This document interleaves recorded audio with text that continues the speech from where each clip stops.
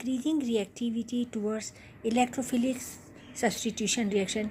Here I have written sulphonation among chlorobenzene, toluene, benzene, methoxybenzene, that is anisole. So I have arranged it in correct way.